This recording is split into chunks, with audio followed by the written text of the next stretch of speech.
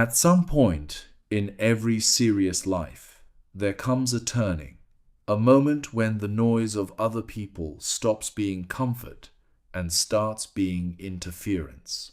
When you realize that the busiest version of your life and the truest version of your life are not the same thing. Most people panic at this turning.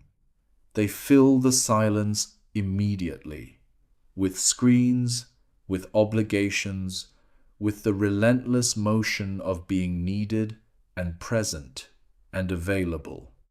Because something in us fears what solitude might reveal. But the wisest people in history did not panic. They turned toward it, deliberately, repeatedly, not as withdrawal from life, but as the deepest possible engagement with it. What did they find there?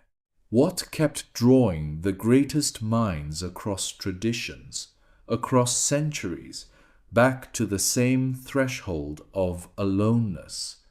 Here is what they found, and why it matters to anyone who wants to understand what a serious life actually requires. The first thing solitude offers is not peace, it is confrontation. When the noise stops, you meet yourself, not the version you perform for others, the actual one. Blaise Pascal, the 17th century philosopher and mathematician, wrote one of the most unsettling sentences in Western thought. He wrote that all of humanity's problems stem from one thing: the inability to sit quietly in a room alone. He did not mean this as a small observation. He meant it as a diagnosis.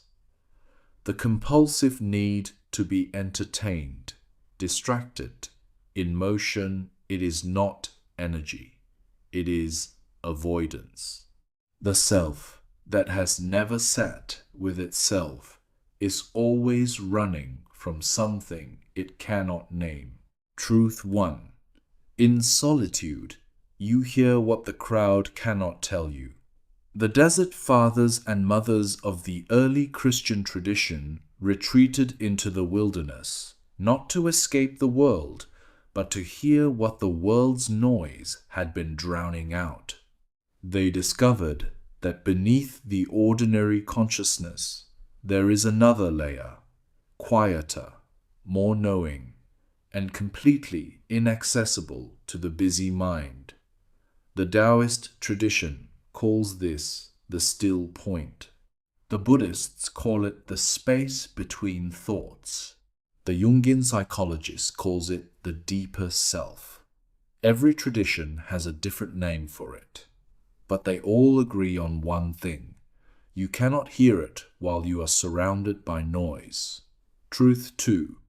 Solitude is where your own thoughts separate from borrowed ones. Most of what you believe, you did not arrive at yourself. You absorbed it from family, from culture, from the opinions of people whose voices you heard often enough that their thoughts became indistinguishable from your own. Montaigne, who spent years in a tower library at his own estate, simply reading and thinking, wrote that he had to separate his mind from the crowd before he could know what he actually thought, not what he had been taught to think, what he, specifically, believed when left alone with the question. This is rarer than it sounds. Most people never find out what they actually think because they never stop long enough to let borrowed opinion fall away. Solitude is not emptiness. It is the slow revelation of what is genuinely yours. Truth 3. The person who cannot be alone cannot truly be with others. This sounds paradoxical, but the great traditions are unanimous on it. Rainer Maria Rilke wrote to a young poet that the deepest task of love between two people is to protect each other's solitude, not to fill it, to honor it. The person who has never sat with themselves brings their unmet need for self-knowledge into every relationship. They do not seek connection, they seek escape, and the other person becomes a mirror, a distraction, a solution to a problem that was never about them. You can only offer someone else what you have first found in yourself. The person who knows their own depths is the person who can be genuinely present to another, not running toward them, present with them. Truth 4. Solitude is a discipline, not a mood. Henry David Thoreau did not go to Walden Pond because he felt like it. He went because he had decided to. He chose 2 years of deliberate aloneness as an experiment in what a human life actually required. He wanted to know what was essential, and he concluded that most of what we call necessary is not. The great traditions of solitude, monastic, philosophical, contemplative, all understood it this way. Not as a feeling you wait for, as a practice you return to, like breathing, like prayer, like any serious discipline, it gives back in proportion to what you give it. Truth 5. The self that emerges from solitude is more durable than the self built by performance. There is a version of yourself that exists only in the presence of others. The one who performs, who adjusts, who edits every thought before it leaves the mouth. This self is not false exactly, but it is not complete, and it is fragile because it requires constant maintenance. The self that is formed in solitude, tested against silence, confronted by its own thoughts, stripped of approval and audience, that self is made of something sturdier. It knows itself. It does not collapse when the crowd is gone, because it was never built on the crowd's attention. This is what the wisest people across history were building in their solitude. Not escape, identity. The real kind, the kind that holds. The noise of modern life is not going to become less.